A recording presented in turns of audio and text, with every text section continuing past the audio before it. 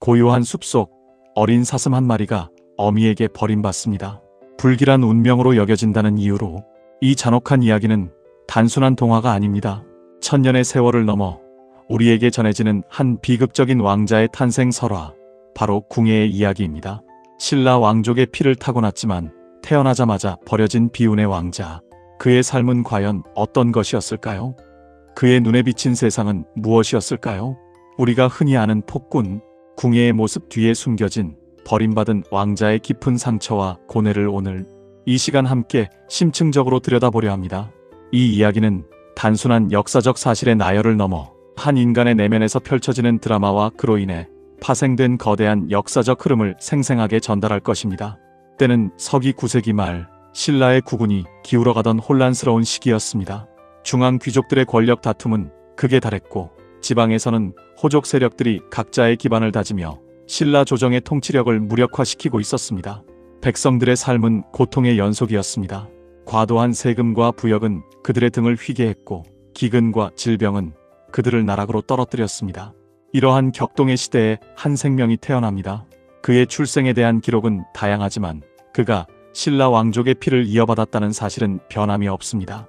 일설에는 헌안왕의 서자라고도 하고 또 다른 설에는 경문왕의 아들이라고도 전해집니다. 어느 쪽이든 그의 탄생은 축복받지 못했습니다. 오히려 불길한 징조로 여겨지며 왕실의 불안감을 가중시키는 존재로 인식되었습니다. 태어날 때부터 한쪽 눈이 멀었다는 기형적인 모습은 이러한 불안감을 더욱 증폭시켰습니다. 당시의 미신적인 사회 분위기 속에서 이러한 신체적 특징은 곧 불행과 재앙을 가져올 것이라는 징조로 해석되기에 충분했습니다. 미래를 내다본다는 예언가들은 한결같이 그에게서 범상치 않은 그러나 동시에 위험한 기운을 일궈냈습니다. 왕실은 이 아기가 장차 나라를 해칠 것이라는 극심한 두려움에 사로잡혔고 결국 잔혹한 결정을 내립니다. 갓 태어난 아기를 죽여버리라는 명령이 은밀하게 그러나 단호하게 떨어진 것입니다. 이는 왕실의 권위를 지키고 왕조의 안녕을 도모하기 위한 비정한 선택이었을 것입니다. 궁궐의 한 하녀가 이 아기를 안고 도망쳤습니다. 차마 어린 생명을 죽일 수 없었던 그녀는 인간적인 연민과 모성애에 가까운 감정에 이끌려 위험을 무릅쓰고 아기를 살리려 했습니다. 그녀는 궁궐담을 넘어 아기를 버리려 합니다.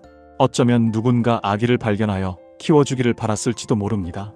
하지만 운명의 장난처럼 아기는 담에서 떨어져 한쪽 눈을 크게 다치게 됩니다. 이미 한쪽 눈이 불편했던 그에게 이 사고는 평생 지울 수 없는 육체적, 정신적 상처를 남기게 됩니다. 이 상처는 그를 평생 따라다니며 그의 내면에 깊숙이 박히게 됩니다. 육체적인 고통뿐만 아니라 버림받은 자로서의 낙인과 세상으로부터 받은 불합리한 고통의 상징으로 자리 잡게 된 것입니다. 가까스로 목숨을 건진 아기는 유모의 품에서 비밀리에 성장했지만 그의 어린 시절은 결코 평탄하지 않았을 것입니다. 왕족의 핏줄을 이어받았음에도 불구하고 버려져야 했던 비참한 현실, 한쪽 눈의 불편함으로 인한 세상의 편견과 시선, 그리고 항상 죽음의 그림자가 드리워진 불안정한 삶, 이러한 환경은 그의 성격 형성에 지대한 영향을 미쳤을 것입니다. 그는 자신의 존재 이유와 정체성에 대한 깊은 고민과 함께 세상을 향한 분노와 불신을 동시에 안고 살아야 했습니다. 어쩌면 그는 어린 시절부터 세상으로부터 버림받은 약자들을 이해하고 공감하는 마음을 키웠을지도 모릅니다. 그러나 동시에 자신을 버린 세상에 대한 복수심과 자신의 존재를 증명하고자 하는 강렬한 열망 또한 그의 마음속에서 뜨겁게 타오르고 있었을 것입니다. 소년 궁예는 결국 3달사의 승려로 출가하게 됩니다. 속세의 모든 인연과 욕망을 끊고 불교에 귀의하여 번뇌를 잊고 평안을 찾으려 했을까요?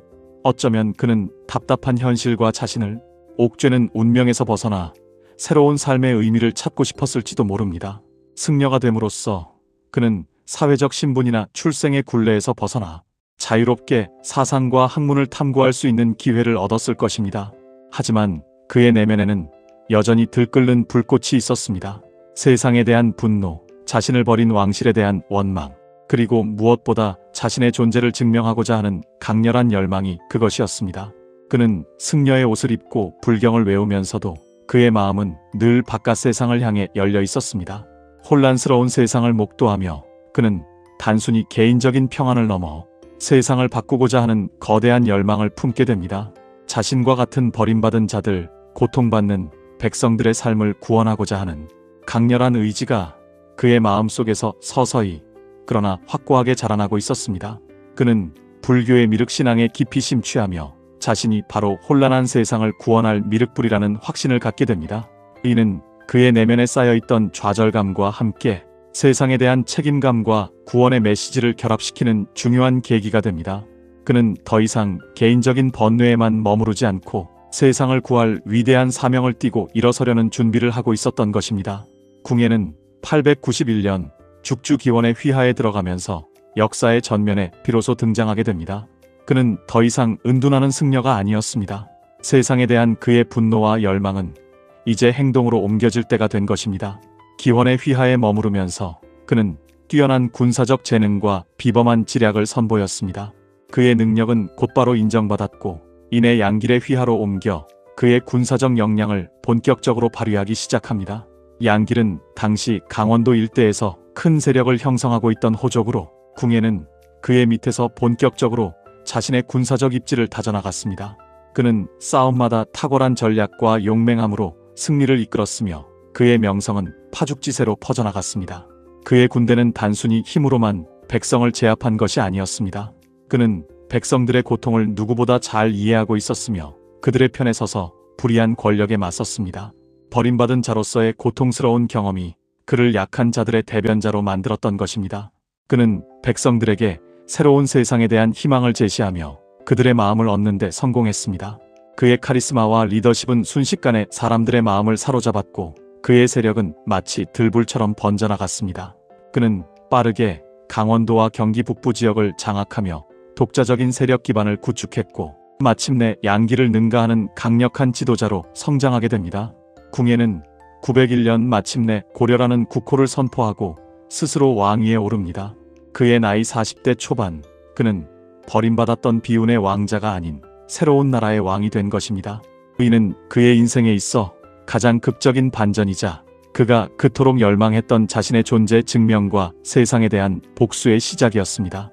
하지만 그의 야망은 여기서 멈추지 않았습니다. 그는 국호를 마진으로 바꾸고 다시 태봉으로 변경하며 강력하고 통일된 왕권 국가를 건설하고자 했습니다. 철원의 도읍을 정하고 한반도 최초의 방형 도성을 건설했습니다. 이 철원 도성은 그의 이상과 권력을 상징하는 거대한 프로젝트였습니다. 왕궁, 관아, 백성 거주 지역 등을 체계적으로 건설하여 새로운 국가의 중심지로 삼으려 했습니다. 그의 태봉국은 단순한 영토 확장을 넘어 신라의 구시대적인 질서를 거부하고 모든 백성이 평등하게 살아가는 이상적인 사회를 만들고자 하는 그의 염원이 담긴 국가였습니다.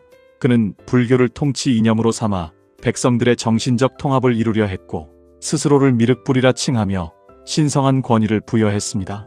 이는 그가 과거에 버림받았던 상처를 치유하고 스스로에게 절대적인 권위를 부여함으로써 내면의 불안감을 해소하려는 시도였을지도 모릅니다. 그의 목표는 단지 땅을 넓히는 것이 아니었습니다. 그는 불평등한 신분 사회를 타파하고 모든 백성이 평등하고 조화롭게 살아가는 이상적인 세상을 만들고자 했습니다. 그의 초기 통치는 백성들에게 새로운 희망을 주었고 그의 나라는 강력한 리더십 아래 번영하는 듯 보였습니다. 그는 과감한 개혁 정책을 추진하며 사회 전반의 변화를 꾀했고 많은 백성들은 그에게 열광하며 새로운 시대를 기대했습니다. 하지만 권력은 사람을 변화시키는 법입니다. 특히 어릴 적부터 깊은 상처를 안고 살아왔던 궁예에게는 더욱 치명적인 영향을 미쳤을 것입니다. 왕위에 오르고 강력한 권력을 손에 쥐었지만 그의 내면에는 여전히 불안과 의심, 그리고 버림받았다는 상처가 깊이 자리하고 있었습니다. 그는 권력이 강해질수록 자신을 믿지 못했고 다른 사람들을 쉽게 신뢰하지 못했습니다. 그의 눈에는 모든 사람이 자신을 배신할 가능성이 있는 잠재적 위협으로 비쳤을지도 모릅니다. 이러한 내면의 불안은 점차 극단적인 형태로 발현되어 폭정으로 이어지게 됩니다. 그는 자신의 권위를 절대화하고 조금이라도 자신의 뜻에 거스르는 자들은 가차없이 숙청했습니다. 그의 초기 이상적인 통치 모습은 점차 사라지고 공포 정치의 그림자가 드리우기 시작했습니다. 궁예는 스스로를 미륵불이라 칭하며 관심법을 내세워 사람들의 마음을 꿰뚫어 본다고 주장했습니다. 이 관심법은 그의 폭정의 가장 상징적인 도구가 됩니다. 그는 자신의 말에 반대하거나 조금이라도 의심스러운 행동을 하는 신하들을 관심법으로 들여다보고 마음속으로 역모를 꾀한다는 터무니없는 죄목으로 무자비하게 숙청했습니다. 그의 의심은 끝이 없었고 많은 무고한 사람들이 그의 관심법이라는 이름 아래 희생되었습니다. 그의 의심은 가장 가까운 사람들에게까지 미쳤습니다. 심지어 자신의 아내인 강씨 부인과 아들들까지도 관심법으로 의심하여 죽음에 이르게 했습니다. 이는 버림받았다는 깊은 상처가 극단적인 형태로 발현된 것이라고 볼 수 있습니다. 그는 자신이 버림받았던 것처럼 자신을 배신할 가능성이 있는 모든 이들을 먼저 제거하려 했던 것입니다. 이 비극적인 사건은 궁예의 내면이 얼마나 피폐해지고 황폐해졌는지를 단적으로 보여줍니다. 사랑하는 사람들을 의심하고 죽음으로 내모는 과정에서 그의 내면은 더욱 황폐해졌고 그의 폭정은 더욱 심해졌습니다. 백성들은 그의 폭정에 몸서리쳤고 그의 통치는 공포와 불안의 연속이었습니다. 초기 그에게 열광했던 민심은 점차 싸늘하게 식어갔고 그의 지지 기반은 빠르게 흔들리기 시작했습니다. 그의 주변에는 아첨하는 자들만이 남게 되었고 진심으로 충원하는 신하들은 모두 숙청되거나 멀리 떠났습니다. 백성들의 삶은 다시 고통스러워졌습니다. 궁예가 처음 약속했던 이상적인 나라는 온데간데 없이 사라지고 공포와 불안만이 가득한 나라가 되어버렸습니다. 과도한 세금, 징수와 잦은 전쟁, 그리고 끝없는 숙청은 백성들을 절망으로 몰아넣었습니다. 그의 군사적 재능과 뛰어난 지략으로 얻었던 백성들의 지지는 서서히 사라져갔습니다. 그는 점점 더 고립되었고 그의 폭정에 지친 신하들은 서서히 등을 돌리기 시작했습니다.